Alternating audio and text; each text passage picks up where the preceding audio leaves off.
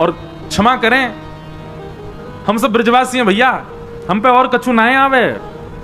हम सबंसों ठाकुर जी की प्रीति यही मारे सबसे ज्यादा है। केवल 11 वर्ष 56 दिन की लीला है ठाकुर जी की ब्रजमंडल की, लेकिन पूरे विश्व पे भारी पड़े। काय को? पूरी कृष्ण लीला पे भारी पड़े हमारे ब्रज की लीला। काय को? क्योंकि प्रेम प्रधान है। तो भैया ठाकुर जी की सेवा में, ठाकुर जी की लीला में, ठाकुर जी के नित्य ध्यान में कोई आपसे दोष बने, कोई अपराध बने, कोई भाव रखो मत रखो, पर एक चीज को भाव रखो कि प्रेम प्रधान रखो। प्रेम होगो कोई अपराध नहीं बनेगा। प्रेम भाव को प्रधान रखो। ठाकुर जी की ये वृंदावन बिहारी लाल क्यों प्रकट भये? स्वामी श्री हरिदास जी के प्रेम के वश प्रकट भये। हितरिवंश महाप्रभु के प्रेम से प्रसन्न है करके श्री राधा वल्लभ लाल जी वृंदावन पधारे। हितरिवंश महाप्रभु के अनन्य सेवक श्री हरिराम व्यास जी के प्रेम से प्रसन्न है कि जुगल किशोर जी प्रकट भये। गोस्वामी श्री गोपाल भट्ट गोस्वामी जी के प्रेम से, शालिग्राम से श्री राधारमण जी प्रकट भये। सबने अपने प्रेम से प्रकट किया और ठाकुर जी को प्रेम प्रधान। और वो प्रेम सिखावे कौन? श्रीमद् भागवत की कथा।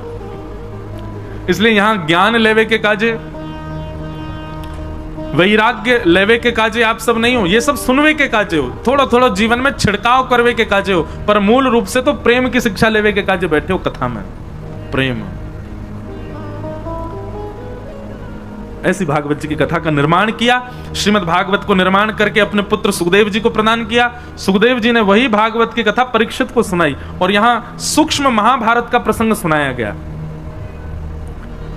सौनक आदि ऋषियों ने प्रश्न किया, बोले महाराज ये परीक्षित कौन है, इनके बारे में हमको विस्तार से बताओ, इनको 7 दिन में मरने का श्राप क्यों लगा? तब यहां से महाभारत का प्रसंग शुरू होता है कि यदा मृधे कौरव संजयानाम वीरेस्मथो वीरगतिं गतेषु ब्रकोदरा विग्ध गदा विमर्श भ्रगनोरुदंडे धृतराष्ट्रपुत्रे। किसी का प्रश्न आया था आज कि भगवान ने अर्जुन को ही क्यों स्वीकार किया? योग्य तो युधिष्ठिर भी हैं, योग्य तो नकुल सहदेव भी हैं, योग्य तो भीष्म पितामह भी हैं, पर भगवान ने अर्जुन को ही क्यों स्वीकार किया? बहुत अच्छा प्रश्न है और समझने योग्य बात है। युधिष्ठिर जी धर्म में प्रधान है, इसलिए उनका नाम है धर्मराज युधिष्ठिर। उनका धर्म अति श्रेष्ठ है। ठाकुर जी को प्रिय लगते हैं पर स्वीकार नहीं किया। इसलिए कोई धर्म के आचरणों को ही पूरे दिन लिखते लिखते करता रहता हो कि ये धर्म में करना है, ये धर्म में करना, ठाकुर जी का प्रिय बन जाएगा, पर ठाकुर जी उसको संग रखें इतना प्रिय नहीं लगेगा ठाकुर जी को। नकुल सहदेव बुद्धिमान है, स्वरूपवान है, पर आपके स्वरूप से, आपकी बुद्धि की चाटुकारी से, आपकी चतुराई से ठाकुर जी इतने प्रसन्न नहीं होंगे। प्रिय लग सकते हो पर प्रसन्न होकर ठाकुर जी गले में गलवैयां डाल लें, ये ठाकुर जी नहीं करेंगे। तो ठाकुर जी को रिझाने के लिए धर्म का आचरण नहीं चलेगा। ठाकुर जी को रिझाने के लिए बहुत बुद्धिमान होने से काम नहीं चलेगा। ठाकुर जी को रिझाने के लिए बहुत बलवान, बहुत ज्ञानवान, बहुत धनवान, इन सबसे आप ठाकुर जी के समीप भले ही पहुंचो। द्वारिकाधीश मंदिर में आगे बैठ के दर्शन करने हैं, पैसा देके बैठ जाओगे, आप समीप पहुंच सकते हो, पर स्वीकार ठाकुर जी हजारों लोगों में बैठे कौन को कर रहे हैं ये ठाकुर जी जाने। इतने सब लोगों में अर्जुन स्वीकार क्यों किया गया? क्योंकि अर्जुन के पास में सब कुछ है पर सब कुछ गौड़ है, प्रेम प्रधान है। प्रसंग आता है, मैं बहुत बार सुनाता हूं कथा में, कि जब महाभारत का युद्ध निश्चित हुआ तो अर्जुन और दुर्योधन दोनों गए भगवान के पास। दुर्योधन ने जाकर कहा महाभारत युद्ध होने वाला है, आप किस तरफ रहोगे? भगवान बोले पक्षपात मैं करता नहीं हूं, तुम दोनों मेरे भैया हो। अब ये तो बड़ी विडंबना हो गई कि मैं किस तरफ रहूं। दुर्योधन बोला कि आप में तो शक्ति है, आप दो दो रूप धारण कर सकते हो, एक रूप से हमारे पास रहो, एक रूप से वहां रहो। भगवान बोले फिर तो महाभारत हो गई तुम्हारी, फिर तो जीवन भर चलती रहेगी, कभी खत्म ही नहीं होगी। जब दोनों तरफ ही परब्रह्म खड़े हो जाएंगे तो फिर महाभारत पूरा कैसे होगी? बोले कोई तो निधान बताओ। तो भगवान ने बड़ा अटपटा उदाहरण दे, अटपटा निधान निकाला, समाधान निकाला। अच्छा, ठाकुर जी सदैव अटपटे समाधान ही देंगे। जैसे मैं एक उपाय बताता हूं कि कभी आप संशय में पड़ जाओ तो ठाकुर जी के आगे पर्ची डाला करो। जैसे कि ठाकुर जी हमको दिल्ली पढ़ने के लिए जाना चाहिए कि नहीं। अब आपका मन तो कह रहा है जाना है, लेकिन ठाकुर जी को यदि लगेगा ना कि नहीं, इसके नहीं जाने में ही भलाई है, तो ना ही आएगा।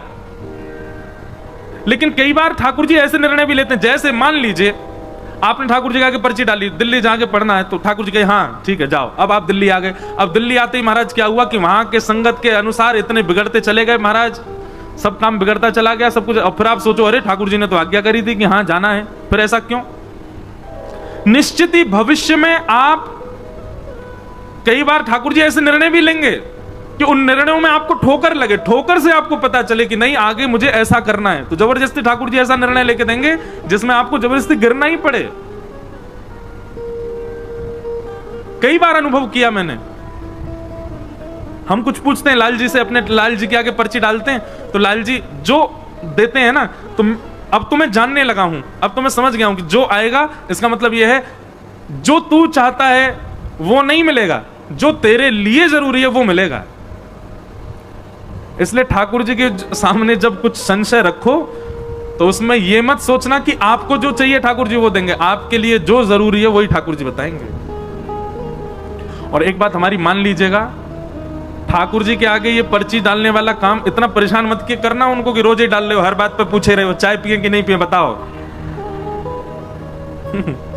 इतना परेशान मत करना। कई अपने जीवन के निर्णय स्वयं लीजिए, जब बहुत ज्यादा लगे कि अब इसमें मुझे क्या ही करना चाहिए आप बताओ।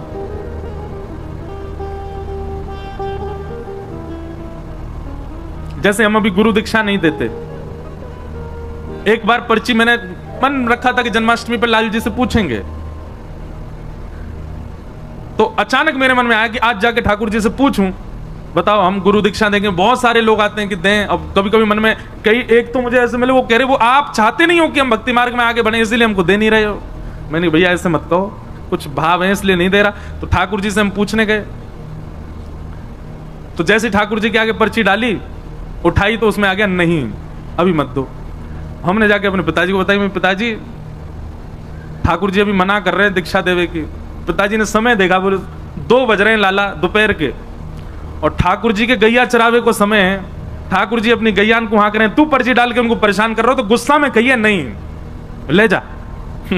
बोले जब ठाकुर जी बिल्कुल बैठे हों, आराम कर रहे हों, कोई काम नहीं हो, लाल जी लीला में ही रहते हैं ना, आपको देखने में लग रहे हैं कि वो सिंहासन पर लीला चल रही है ठाकुर जी की।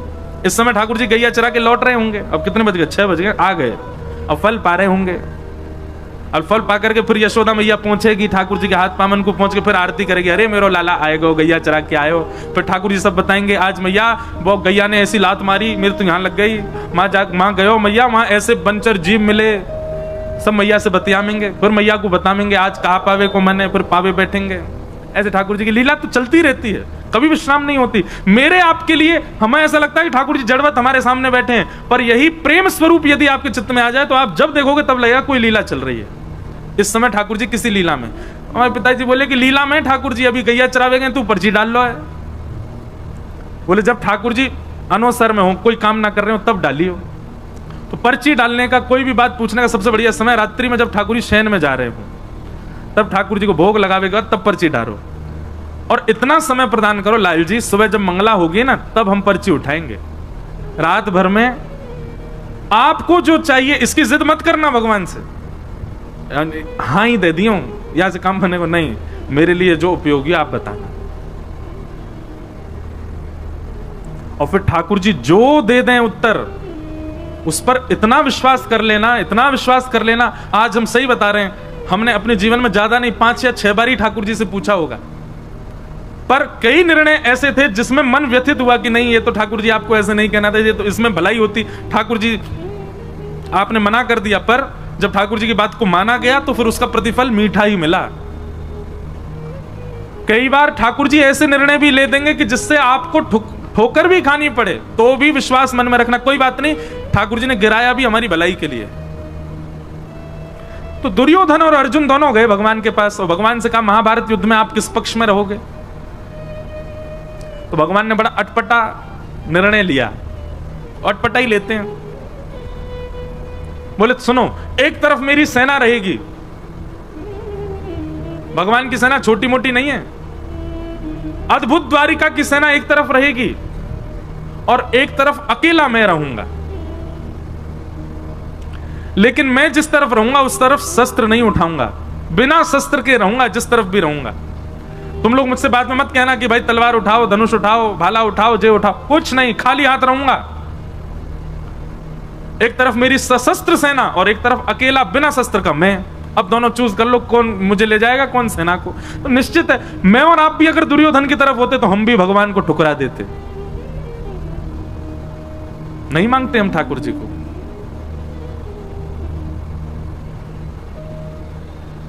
दुर्योधन ने कहा वो ऐसा है ना ठाकुर जी, आपका प्रेम थोड़ा पांडवों से ज्यादा ही है कुछ, आप तो पांडवों के पास ही जाओ, सेना मैं ले जाता हूं।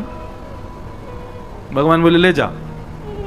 सेना लेकर के दुर्योधन चला गया, अर्जुन सामने अकेला बैठा है। भगवान बोले अर्जुन तेरे लिए कितनी भी व्यवस्थाएं बना दूं मैं, लेकिन तेरी बुद्धि कभी जग नहीं सकती। अरे पहले बोल देता कि सेना हमको चाहिए, तुम्हारे पास सैन्य बल कम है। मैंने इसीलिए सेना का प्रस्ताव रखा क्योंकि तुम्हारी सेना कम है कौरवों से, तो तुम कह सकते थे कि हमारे पास सैन्य बल कम है, हमें सेना दे दो। अब मैं बिना शस्त्र के चला जाता कौरवों के पास, अब सेना तो वो ले गया, अब तेरे पास आऊंगा मैं, एक तो वैसी सेना कम तुम्हारी और ऊपर से एक इंसान और बढ़ गया जो केवल खाएगा और सोएगा, कुछ नहीं करूंगा मैं। लेकिन अर्जुन प्रेमी है, ठाकुर जी के भावों को समझता है। मैं और आप अर्जुन की जगह होते तो रो गए होते इतनी बात में, ठाकुर जी अब फिर से कर दो टॉस, फिर से दे दो हमको, हम सेना ले लेंगे उसको, आप चले जाओ। हम तो कभी कभी मैं सोचता हूं कि बहुत गरीमत है कि द्वापर और त्रेता में हम आप नहीं थे, हम कलयुगी जीव नहीं थे, हम बड़े खतरनाक है महाराज। भगवान बलि के यहां गए, वामन बन के गए और संकल्प लेते विराट हो गए, 2 पग से तीनों लोग नाप लिए, तीसरा पग रखने के लिए भगवान पर पास जगह नहीं बची, तो बलि ने कहा तीसरा पग मेरे सिर पर रख दो। कभी कभी मैं सोचता हूं बलि की जगह मैं और आप में से कोई और होता तो हम ठाकुर जी को केस कर देते। बोले क्यों? बोले जब आए थे तब वामन बन के आए थे, चीटिंग करी इन्होंने, बड़े हो गए। हम तो 3 पग जमीन देने को तैयार हैं पर ये वामन बने, वामन बन के ही लें। बहुत चतुर हैं हम लोग, और ठाकुर जी की भक्ति में चतुराई नहीं चलती। आप जितने सहज, जितने सरल, जितने प्रिय ठाकुर जी को उतने अच्छे लगोगे। भगवान अर्जुन को कहने लगे कि अब तो तेरी तरफ मैं आऊंगा। तो अर्जुन ने एक बहुत अच्छी बात कही, भगवान के चरणों में प्रणाम करते हुए कहा नाथ, ना तो मैं आपको मांगने आया था और ना आपसे मांगने आया था। दुर्योधन आया था इस भावना से, मैं नहीं आया था। मुझे आपसे कुछ नहीं चाहिए और मुझे आप भी नहीं चाहिए। भगवान बोले तो फिर तू क्यों आया? दोनों हाथ भगवान के हाथ में दे दिए, बोले पकड़ो मेरे हाथ। भगवान बोले पकड़ लिए, बोले खुद को देने आया था कि मुझे रख लो अपनी शरण। मैं शरणागत हूं नाथ, मेरे ऊपर कृपा दृष्टि करो। अरे मैं ये भूल नहीं कर सकता कि आपसे कुछ मांगूं, आपसे कुछ मांगूंगा तो कुछ ही मिलेगा, आपको मांगूंगा तो आप भी मेरे आश्रित रहोगे। क्यों? अगर मैं कहूं कि ठाकुर जी मैं आपको मांगने आऊं, मेरे पक्ष में चलो, तो आप मेरे अधीन रहोगे। सुबह उठ करके मुझसे कहोगे हाँ अर्जुन अब बताओ आज क्या करना है, अर्जुन भोजन कब करना है, अर्जुन सोना कब है, सोना कहां है, क्योंकि मैं मांगने आया हूं तो सारी जिम्मेवारी मेरी, सारी व्यवस्था मैं करूंगा। पर मैं तो आपको मांगने नहीं, खुद को देने आया हूं। तो अब स्थिति क्या है, मेरी सारी व्यवस्था आप करो। मैं कब सोऊं, कब खाऊं, कहां जाऊं, क्या करूं, कब उठूं, कब बैठूं, कहां बाण चलाऊं, कहां नहीं चलाऊं, कहां मौन रहूं, कहां बोलूं, ये सारी व्यवस्था अब आपके हाथ में है, मैं खुद को देने आया हूं। ये समर्पण देख करके भगवान ने अर्जुन को स्वीकार कर लिया और अर्जुन से 2 बार रीचेक किया भगवान ने। भगवान बोले अर्जुन केवल बोले मत, देख ले मैं कुछ भी आज्ञा कर सकता हूं। अर्जुन कहता करिष्ये वचनम तव, आप करके देख लेना, आप जो आज्ञा करोगे करूंगा। भगवान बोले फिर सोच ले, मैं कुछ भी आज्ञा कर सकता हूं। भगवान बोले आप करके, अर्जुन बोला करके देखो। बोले ठीक है युद्ध प्रारंभ होने दे। और युद्ध में भगवान ने महाराज अर्जुन के कमर तोड़ के रख दी। ऐसी ऐसी आज्ञा भगवान करें।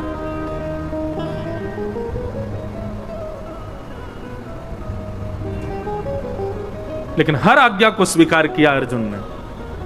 इसलिए भगवान ने अर्जुन को स्वीकार किया। क्यों? क्योंकि बाकी सब तो ठाकुर जी से मांग रहे हैं, ठाकुर जी को मांग रहे हैं, पर अर्जुन ने तो खुद को ठाकुर जी को दिया, खुद को अर्पित किया, समर्पण किया।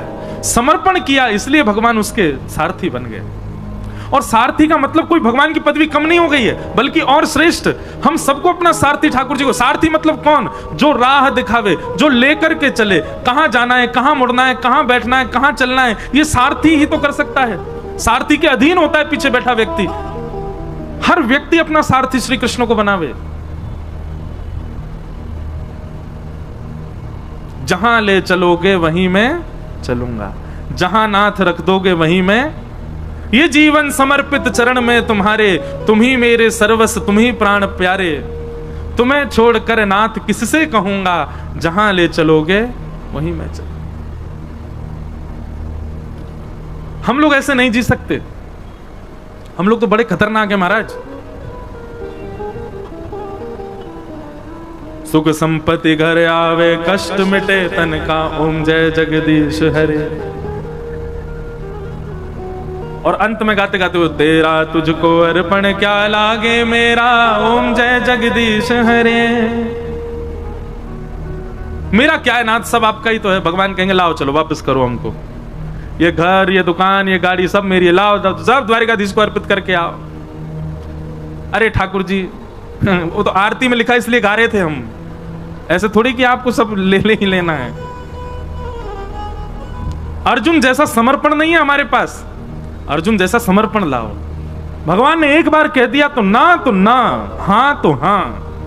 ऐसा समर्पण था अर्जुन का, इसलिए भगवान ने अर्जुन को स्वीकार किया। कोई समर्पित हो अर्जुन के भांति। और एक बात मैं कथा में कहा करता हूं, भैया अगर आपकी इस कथा को सुनकर के मन में आ गया हो कि हम भी अर्जुन की तरह समर्पित होंगे, तो पहले ही ध्यान रखना, कस करके सीट बेल्ट बांध लेना अपने जीवन रूपी हवाई जहाज में। क्योंकि जैसे ही आप ये निर्णय लोगे कि अब जो ठाकुर जी जो कहेंगे हम वही करेंगे, ठाकुर जी जो देंगे वही पाएंगे, ठाकुर जी जो चाहेंगे वही होगा, तो फिर बहुत ऊंची विमान की ऊंचाई होगी, रोलर कोस्टर जीवन बन जाएगा। कब ऊपर, कब नीचे, कब यहां, कब वहां, कब महाराज झकझोर के फेंक देंगे ठाकुर जी। लेकिन कभी छोड़ेंगे नहीं। एक बार यदि कोई समर्पित हो गया तो निश्चित है ठाकुर जी उसके साथ खेलेंगे बहुत, पर उसका हाथ छोड़ नहीं सकते।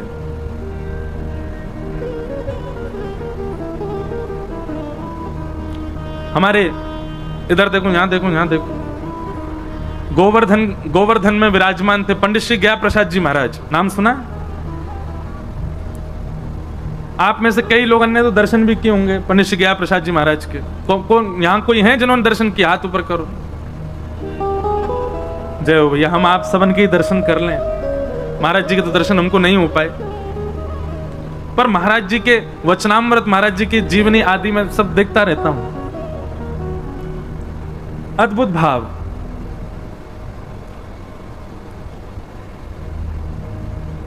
सब लोग सावधानी से कथा सुनो, कोई आए कोई जाए, आप तो बस भाव से सुनो कथा।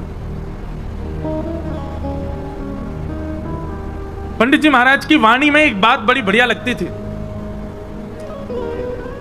पंडित जी से किसी ने निवेदन किया कि पंडित जी ठाकुर जी बहुत पीड़ा दे रहे हैं, ठाकुर जी बहुत परीक्षा ले रहे हैं, ठाकुर जी जीवन में बहुत संकट दे रहे हैं, आप कछु आज्ञा करो, कहा करूं, जो काम करूं सब बिगड़ जाएं, घर परिवार में कछु बन नहीं रहे हो, पत्नी मान नहीं रही है, बच्चा सुने ना है, हे पंडित जी महाराज कछु आज्ञा करो।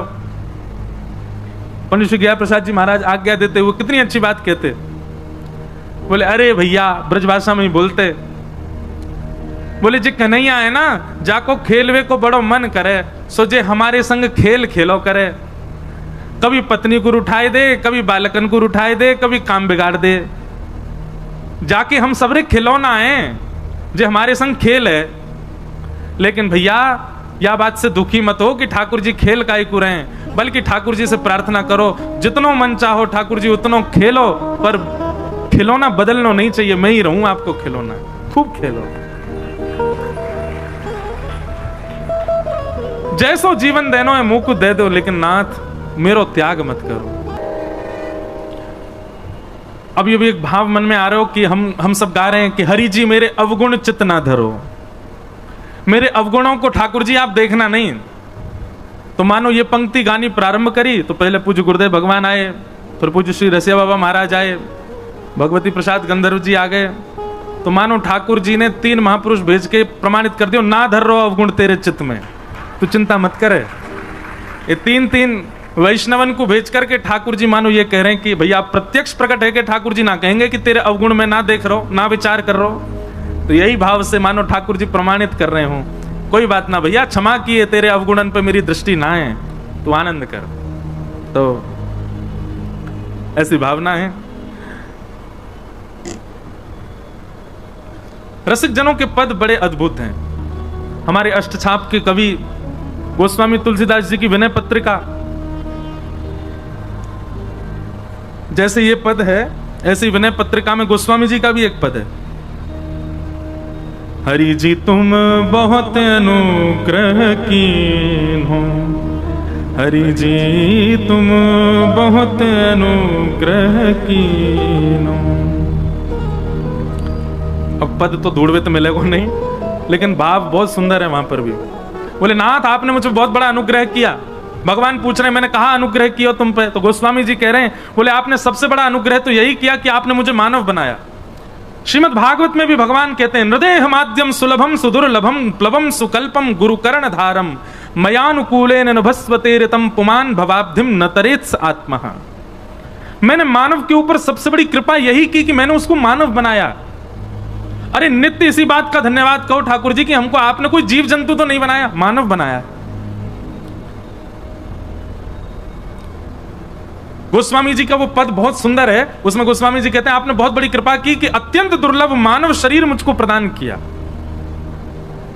पर ठाकुर जी हम एक अनुग्रह और आपसे चाहते हैं, एक अनुग्रह और कर दो। भगवान कह रहे हैं अब क्या चाहिए?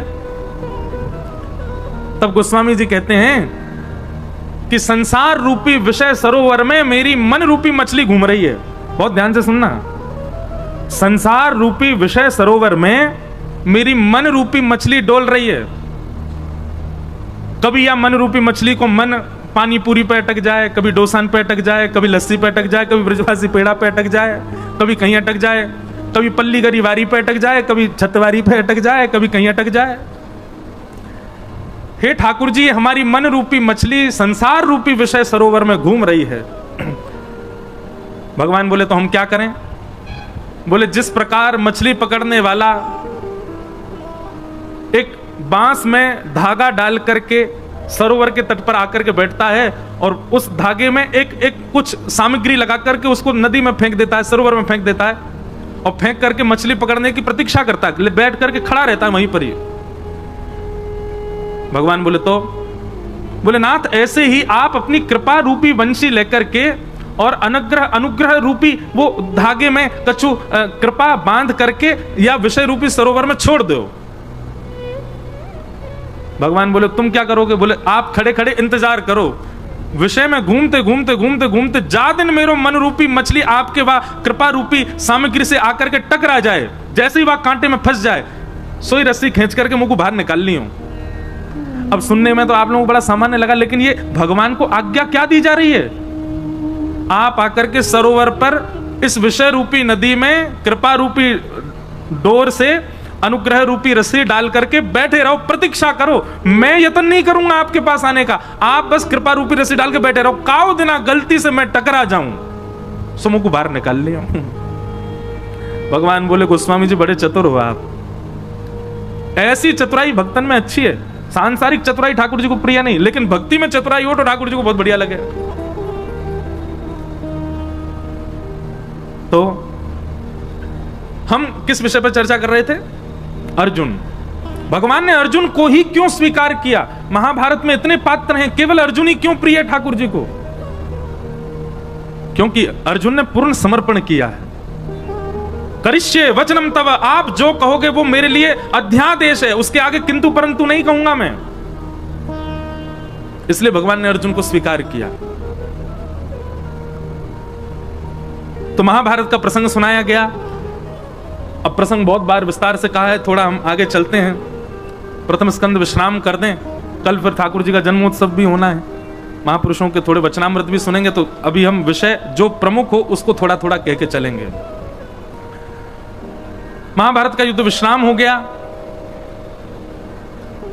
परंतु दुर्योधन ने बदला लेने के लिए अश्वत्थामा को भेज दिया और कहा जाओ जाकर के 5 पांडवों को सोते हुए मार दो। सोते हुए 5 पांडव तो नहीं मार पाया, पर द्रौपदी के 5 पुत्र उसी शिविर में सोए थे, उसको लगा अंधेरे के कारण 5 पांडव ही हैं, निर्दोष बालक मार दिए द्रौपदी के, जिसके कारण अश्वत्थामा को बंदी बना करके भगवान की आज्ञा मान करके अर्जुन ने उसके आधी दाढ़ी मूछ शिखा छेदन करके मणिम जहार मूर्धन्यम उसकी मणि को निकाल लिया और उसको छोड़ दिया, क्योंकि ब्राह्मण था, भगवान ने मना किया, ब्राह्मण ने इसको मारना नहीं। अब इस विषय पर हम थोड़ा विस्तार करते हैं कथा में कि अगर भगवान मना कर रहे हैं ब्राह्मण को नहीं मारना चाहिए, तो फिर खुद ने रावण क्यों मारा? भगवान मना कर रहे हैं ब्राह्मण को नहीं मारना चाहिए, तो स्वयं ने नृसिंह रूप में हिरण्यकश्यप क्यों मारा?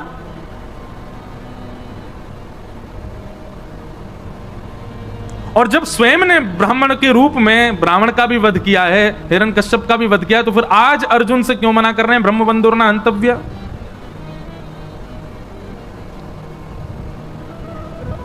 अब विषय तो बहुत बड़ा है, पर सूक्ष्म में कहूं, व्यक्ति 2 रूपों से अपना प्रस्तुतिकरण करता है। सब लोग बहुत सावधानी से सुनिएगा। एक तो जन्म से पता चलता है कि वो कौन है, और एक कर्म से पता चलता है कि वो कौन है। जन्म और कर्म ये दोनों प्रमाणित करते हैं कि वो कौन है। अब चाहे वो जाति हो, चाहे वो उसका स्वभाव हो, चाहे वो कोई संप्रदाय हो, सब उसके जन्म और कर्म से पता चलते हैं। पर ये बात आप सब भी स्वीकार करेंगे, पूरा विश्व स्वीकार करेगा, जन्म से आप चाहे जो भी हो, पर कर्म से अगर आप श्रेष्ठ हो तो ही श्रेष्ठ माने जाओगे। बात सही है कि नहीं है? अब जन्म से भले ही आप खूब ऊंचे कुल में हो, खूब श्रेष्ठ कुल में हो, अच्छे जाति में हो, अच्छे संप्रदाय में हो, अच्छे नाम गोत्र में जन्म लिया, लेकिन स्वभाव से बिल्कुल विपरीत हो। जैसे रावण पुलस्त्य ऋषि के खानदान में है, ब्राह्मण कुल है, सारस्वत ब्राह्मण है, और विस्तार तो और क्या क्या है ये सब तो सब विद्वान जाने, पर स्वभाव आज तक जलाया जाता है। रावण एक ब्राह्मण को पूरा विश्व जलाता है हर वर्ष, क्योंकि वहां पर ब्राह्मणत्व गौड़, ब्राह्मणत्व सूक्ष्म हो गया, उसके दुर्स्वभाव की वजह से उसका ब्राह्मणत्व नष्ट हो गया। जन्म से और कर्म से हमारा स्वरूप पता चलता है। रावण भले ही ब्राह्मण है, लेकिन रणभूमि में शस्त्र हाथ में लेकर के खड़ा है, और शस्त्र धारण करने का अधिकार क्षत्रिय का है। और रणभूमि में क्षमा कीजिए, सामने जो आएगा वो शत्रु है, उसकी मृत्यु तो निश्चित है। इसलिए वहां पर यह नहीं देखा गया कि वो ब्राह्मण है, सशस्त्र खड़ा है। शास्त्र हाथ में होने चाहिए ब्राह्मणों के, तो शस्त्र नहीं, वो शस्त्र लेकर के खड़ा है और रणभूमि में खड़ा है, युद्ध भूमि में खड़ा है। और उसके बाद एक पर स्त्री को बंधी बना करके अपहरण करके खड़ा है, पूर्ण रूपेण अपने ब्राह्मणत्व का नाश कर दिया है। इसलिए ठाकुर जी ने वहां विचार नहीं किया है। और रही बात अश्वत्थामा की, आतताई है, रणभूमि में नहीं आया है। रणभूमि में अश्वत्थामा के पिता थे तो मारे गए, ये तो छिप करके एक कायरों जैसा काम कर रहा है। भगवान ने एक प्रकार से उसको ब्राह्मण कहकर के छोड़ दो, इससे कोई भलाई नहीं, इससे कोई ऐसा नहीं कि उसके ऊपर कृपा की, बल्कि अश्वत्थामा को और बड़ा दंड दिया। अगर इसको मार दोगे तो इसकी मृत्यु 2 क्षण में हो जाएगी, ऐसा करके इसको जीवित छोड़ दो कि हर क्षण मरे। बल्कि भगवान ने तो उसको और कड़ा दंड दिलवाया है।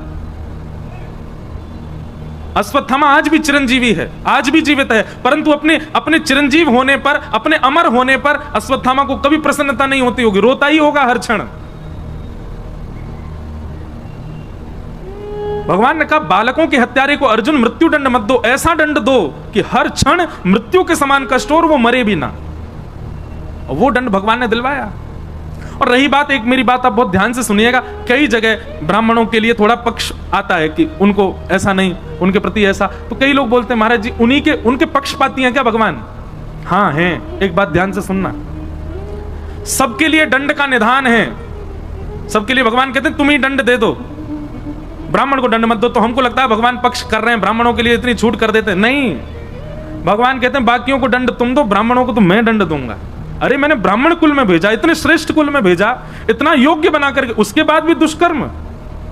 तो ब्राह्मण यदि कुछ गलत करते हैं तो भले ही समाज में उनको मुक्त कर दिया जाए, पर ठाकुर जी कहते हैं कि उनको तो फिर मैं दंड दूंगा। क्यों? क्योंकि श्रेष्ठ कुल में इसलिए थोड़ी भेजा है कि तुम यहां जाकर के ये सब करो। अश्वत्थामा को मुक्त नहीं किया भगवान ने, मृत्यु से भी बड़ा दंड दिलवा दिया, आज तक मृत्यु को प्राप्त कर रहा है। इस प्रकार पूरी लीला हुई। आगे फिर भगवान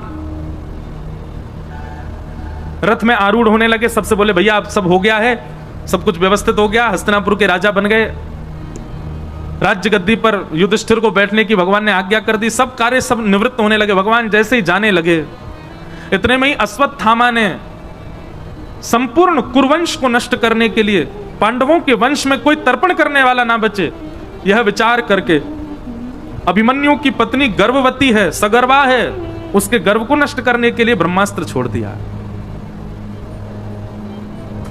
और जैसे ही ब्रह्मास्त्र छोड़ा है,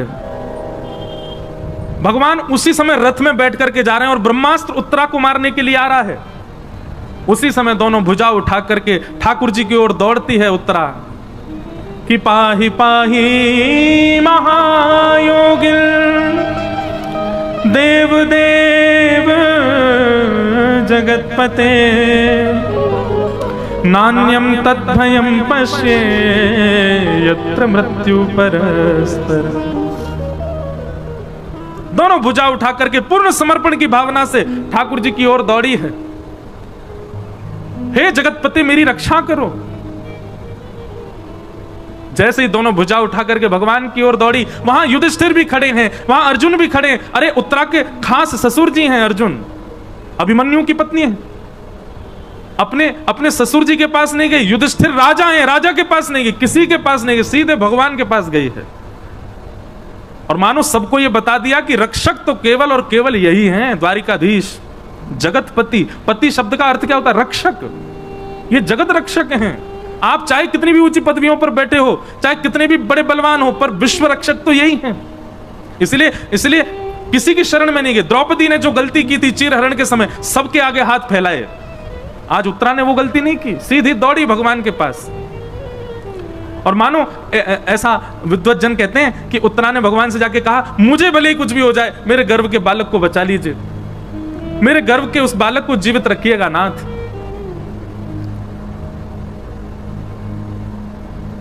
उत्तरा के इस पूर्ण समर्पण को देख करके भगवान एक रूप से तो बाहर हैं, श्रीमद् भागवत जी में वर्णन है, दूसरे रूप से अंगुष्ठ मात्र नहीं, अंगुष्ठ में जो ये नख है, इतना बड़ा स्वरूप धारण किया ठाकुर जी ने। इतना बड़ा स्वरूप धारण करके ठाकुर जी उत्तरा के गर्भ में प्रवेश कर गए और अपनी गदा को इतनी द्रुत गति से घुमाया कि आकाश से आ रहा वो ब्रह्मास्त्र आकाश में ही नष्ट हो गया। भगवान ने उत्तरा के बालक की रक्षा की। ताली बजाने वाली बात ये नहीं थी, ताली वैसे तो थी, पर इससे भी श्रेष्ठ बात अब आएगी। क्या? जैसे ही सबको पता चला कि आकाश में ब्रह्मास्त्र नष्ट हो गया, तो सब लोग भगवान की जय जयकार करने लगे। अरे द्वारिकाधीश की जय, कृष्ण कन्हैया लाल की जय, देवकी नंदन गोपाल की जय। भगवान बोले चुप चुप, क्या कर रहे हो आप लोग? मेरी जय जयकार क्यों कर रहे हो? बोले लाला तुम्हारी शरण में आई तो तुम नहीं बचा ली। बोले मैं तो तुम्हारे सामने खड़ा हूं, मैंने तो कुछ किया ही ना, मैं तो यहीं खड़ा हूं, मैं तो हिलो भी ना अपनी जगह पे। तो बोले फिर ये ब्रह्मास्त्र कैसे नष्ट भयो? तो ठाकुर जी बोले ये तो उत्तरा के पातिव्रत और उत्तरा के जीवन की तपस्या का फल है कि उसने अपने तप बल से ब्रह्मास्त्र को नष्ट कर दिया। बात समझे? ये ठाकुर जी का स्वभाव है। क्रिया करने के बाद भी आपको ऐसा दर्शाते हैं कि आपने ही किया था, भगवान ने कुछ नहीं किया।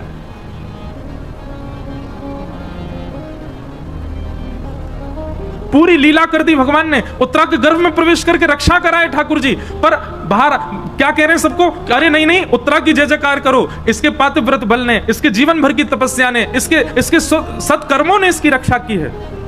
ये ठाकुर जी का स्वभाव है। करते सब वही हैं, पर हमको ऐसा आभास करवाते हैं, हमको ऐसा अनुभव कराते हैं, ओहो मैंने बहुत पढ़ाई करी थी इसलिए मैं पास हो गया, मैंने बहुत मेहनत करी थी इसलिए मुझे ये वस्तु प्राप्त हो गई, मैंने बहुत धन कमा करके घर बना दिया, मैंने ये प्राप्त किया, मैंने वो प्राप्त किया। ठाकुर जी तो मंद मंद मुस्काते हैं, बढ़िया है, अपने ऊपर ही लेता रहे सबरी बात। करने वाले सब ठाकुर जी। हमारा स्वभाव बिल्कुल ठाकुर जी से उल्टा है। ठाकुर जी हमेशा करके क्रेडिट दूसरों को देते हो। हमारा स्वभाव कैसा है, दूसरों को कर जाए तो वहां में क्रेडिट स्वयं लेवे को प्रयास करें, हमको मिले। कोई घर का सदस्य कहते आज सब्जी बहुत अच्छी बनी थी मां, इतने में पिताजी कह रहे हैं लाया तो मैं ही था दुकान से। भली मेहनत मां ने करी, कचू करी, लेकिन कहीं से भी हमको क्रेडिट मिलना चाहिए। अरे भैया कथा बहुत जोर की भाई मथुरा में। अब सब लोग कहें अरे वो व्यवस्था तो मैंने करवाई थी, पंडाल तो मैंने बनवाया था, पीछे का बैकड्रॉप तो मैं चूज करके लाया था। नहीं करना है ऐसा। सारे लॉयंस क्लब वाले लोग सुनो, कथा खूब आनंद से हैजा के बाद कहीं कहा सब द्वारिकाधीश करके गए, भैया हम तो माध्यम है जो हमने ना कियो है। हमारी सामर्थ्य नहीं, हमारे बल में नहीं, हमारे वश में नहीं। और मैं भी यदि यूं सोचूं ओहो मेरी कथा सुन के देखिए भगत बन गो, मेरी कथा सुन के यानी मांस छोड़ दियो, मेरी कथा सुन के, ठाकुर जी कहेंगे दारी के तो ऊपर आते हुए बताऊंगा, तेरी कथा थे भयो सब ठाकुर जी कर रहे हैं। मैं और आप तो हम सब तो माध्यम हैं। ये क्रिया क्रियान्वित ठाकुर जी से होती है। भगवान ने उत्तरा का मान बढ़ा दिया सबके सामने, परंतु यह लीला दूर खड़ी खड़ी कुंती देख रही थी। कुंती समझ गई, बोले कि ओहो सब करके और पूरा मान दे दिया उत्तरा को। और भगवान बोले अब भैया उत्तरा में व्यस्त हो, सबको व्यस्त कर दिया उत्तरा में। सब कहने लगे अरे उत्तरा तेरे भजन बल ने देख ब्रह्मास्त्र नष्ट कर दियो, तेरे आत्म बल ने देख ब्रह्मास्त्र नष्ट कर दियो, सब व्यस्त हो गए। भगवान बोले अब सब लोग लगो, हम जा रहे हैं द्वारिका। जैसे ही रथ में आरूढ़ हुए, कुंती सामने आ गई, रथ रोक लिया, बोले नीचे आओ हमसे मिलके जाओ। भगवान पुनः उतर करके आए और कुंती जी ने यहां पर भगवान की एक स्तुति गाई है। अब स्तुति तो बहुत सुंदर है, बहुत विस्तृत है, बहुत अद्भुत है, पर एक भाव बहुत ध्यान से सुनना। संपूर्ण स्तुति गाने के बाद में कुंती भगवान से कहती है कि विपद